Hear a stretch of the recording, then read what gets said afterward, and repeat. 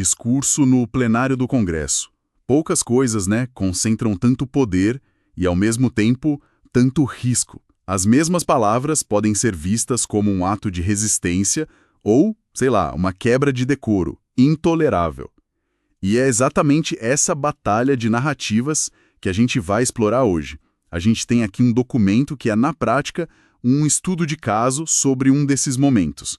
É um texto do Mauro Silva, que é jornalista e presidente de uma organização de cidadania, o Grêmio Ser Sudeste, e o título já entrega tudo, né?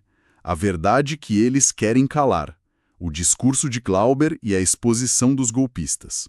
Então, de cara, a gente já sabe de que lado o autor tá. Exato. E o nosso trabalho aqui não é julgar o discurso, nem o deputado, claro. A ideia é dissecar a construção da defesa que este documento faz. É um material de parte interessada, né, uma peça de argumentação. Então, a nossa missão é entender como é que o autor enquadra esse evento, que narrativa ele constrói e por que ele escolhe esses argumentos específicos. É assim, quase uma aula de comunicação política. Perfeito. É importante frisar isso. A gente está analisando a análise de alguém. É um mergulho em como uma narrativa política é montada. E o autor, o Mauro Silva, ele começa já preparando o terreno, sabe? Pintando um cenário de altíssima tensão no Congresso. Não é um dia normal de trabalho que ele descreve, né? De forma alguma. A imagem que o texto passa é de um campo de batalha. Ele usa termos como setores extremistas, tentando transformar o que ele chama de perseguição política num espetáculo. Espetáculo. É uma palavra forte. Muito forte. E essa escolha de palavras é fundamental, né? Ele não diz opositores ou adversários, ele diz extremistas.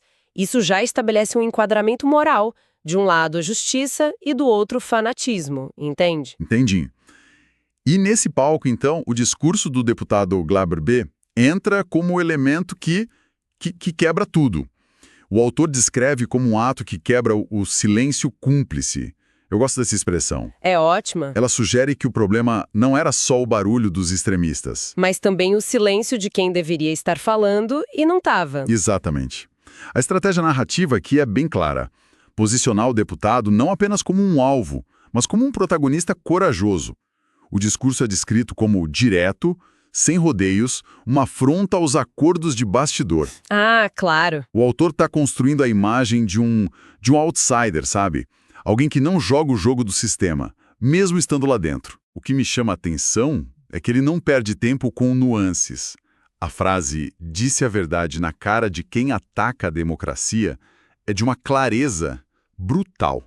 Ele está desde o começo definindo a situação como uma luta do bem contra o mal, sem tons de cinza. E essa é uma tática de comunicação política muito eficaz, né? Para mobilizar uma base. A polarização serve a um propósito. Ela simplifica a questão e força as pessoas a escolherem um lado. Certo.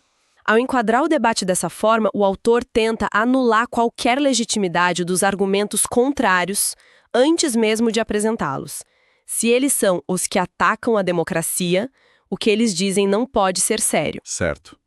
E o que deu origem a tudo isso, segundo o documento, foi um processo de cassação contra o deputado. Aqui a gente entra no centro da questão. Como o autor descreve a base para esse processo? Ele trata como algo legítimo. Nem de perto.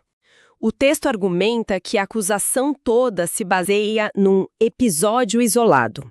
E a parte-chave da argumentação é que esse episódio foi deliberadamente amplificado, distorcido e explorado politicamente. Entendi. A tese central é que o fato em si é irrelevante. O que importa é o seu uso como pretexto. A conclusão do autor é que se trata de um processo de cassação sem provas. Ou seja, na visão do autor, o processo não é sobre justiça ou decoro. Não. É uma arma política. Estão usando as regras da casa contra um inimigo. Exatamente. É isso. O autor está dizendo que existe uma instrumentalização das regras. E para provar esse ponto, ele usa uma das ferramentas de retórica mais eficazes que existem: o contraste, a comparação. Ele basicamente coloca um espelho na frente dos acusadores. E é aqui que o negócio esquenta, né? Ele não se contenta em dizer que a acusação é fraca. Ele parte para o contra-ataque, questionando a moral de quem acusa. E faz isso de forma muito, muito direta. O texto argumenta que os mesmos que pedem a cassação do Glauber são os que defendem, ou se calam, diante de situações que o autor considera, assim, muito mais graves. Ele cria uma balança moral e diz: olhem para o peso dos dois lados. E para dar peso a esse argumento, ele cita nomes e casos que tiveram grande repercussão. Sim, e essa é a parte que transforma a argumentação de abstrata para concreta. O autor acusa os adversários do Glauber de terem silenciado diante da corrupção bilionária da era Lira e de defenderem o que ele chama de delinquência política de Zambelli e a sabotagem internacional de Eduardo Bolsonaro. Para quem acompanha a política, são nomes e situações com uma carga simbólica e política imensa. O que ele está fazendo, então, é uma acusação de hipocrisia. É isso. Ele está dizendo, vocês usam dois pesos e duas medidas. É uma tática para deslegitimar o acusador. É exatamente isso. É uma inversão de papéis. O discurso do Glauber, na interpretação do autor, deixa de ser uma peça de defesa e se transforma numa peça de acusação. O réu vira promotor. Boa. Ele não diz só, eu sou inocente. Ele diz, vocês não têm moral para me julgar. E essa é uma posição muito mais poderosa do ponto de vista da narrativa. Isso nos leva ao conteúdo do discurso em si. O autor deve ter selecionado uns trechos bem específicos para reforçar essa imagem, né? Sim, trechos muito bem escolhidos. O primeiro é a declaração de que ele não teme o ódio dos extremistas, mas sim a falta de coragem de quem deveria defender o povo. Nossa. Veja a inteligência disso. Ele não critica só os inimigos. Ele critica também os potenciais aliados que estão em silêncio. É um recado para dentro do próprio campo político. Uma espécie de quem não tá comigo, tá contra mim. Ou, no mínimo, tá sendo covarde. Exato. O segundo ponto destacado é quase um slogan, né? A afirmação de que não troca princípio por conveniência, nem negocia direitos por acordos de gabinete. Isso posiciona como um político puro, intransigente, que não se corrompe pelo pragmatismo de Brasília. É a imagem do guerreiro idealista. São frases que parecem feitas para viralizar, né? Para serem cortadas e compartilhadas nas redes. São diretas, emotivas. Com certeza. E além dessas declarações de princípio, como a gente já falou, o discurso, segundo o autor, foi pro ataque direto, citando os casos do Lira, da Zambelli, do Bolsonaro. Essa combinação é o que dá força para a narrativa. Entendi. Ele estabelece os próprios princípios e depois mostra como os adversários supostamente não seguem princípio nenhum. Essa estratégia de eu sou o que vocês não são é muito poderosa. Muito. Mas o autor do texto não para aí. Ele não para na análise do discurso como defesa ou ataque. Ele tenta elevá-lo a algo maior, a um símbolo. Sim. E essa é a etapa final e talvez a mais importante da construção da narrativa. Ele não quer que o leitor veja isso como um caso isolado de um político se defendendo. Ele quer transformar o discurso num evento histórico, num marco. E ele faz isso organizando o simbolismo em 4 pilares. Vamos passar por eles? Qual é o primeiro? O primeiro é enquadrar o discurso como um símbolo da resistência ao uso autoritário do legislativo para perseguir adversários. Isso universaliza o problema.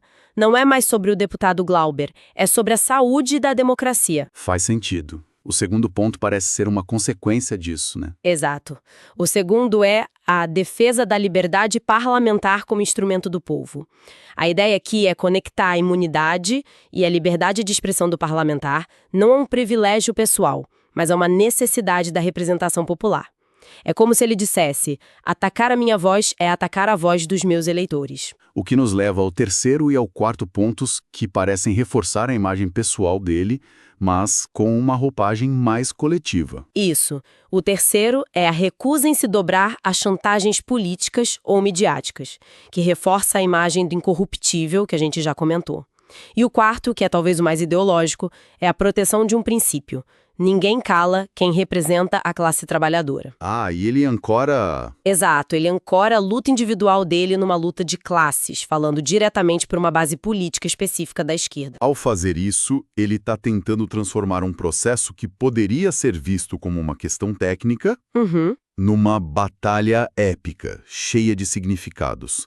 É uma luta pela democracia, pela voz do povo, pela integridade, pela classe trabalhadora. É o enquadramento perfeito. E para arrematar, o autor projeta as consequências futuras, usando o medo como um mobilizador. Ele diz que se a cassação for aprovada, abrirá um precedente perigoso. É o argumento do efeito dominó. Se ele cair, outros cairão depois. Exatamente. O texto é explícito sobre isso. Diz que o mesmo método poderá ser usado amanhã contra qualquer vereadora combativa, qualquer liderança comunitária, qualquer militante honesto. Nossa. Ele tira o foco de Brasília e leva a ameaça para a base da pirâmide política, para o ativista local. E a frase de efeito que ele usa é cirúrgica, porque hoje o alvo é Glauber, amanhã pode ser qualquer defensor do povo. Isso é muito poderoso.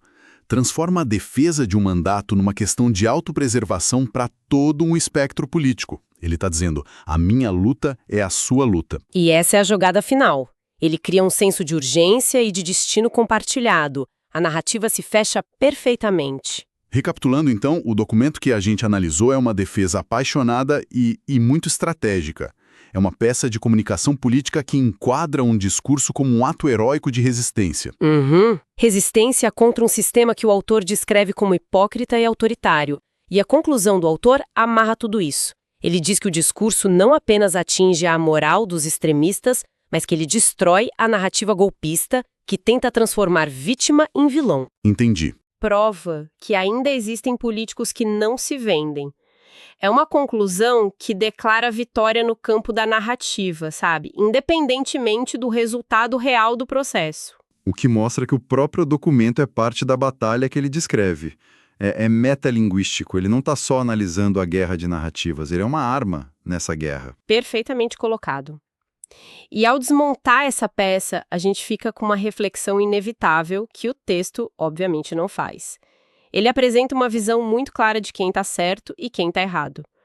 Mas num ambiente político tão fraturado, a linha entre a defesa de princípios e a simples quebra de decoro, ela fica incrivelmente turva, né? Exato.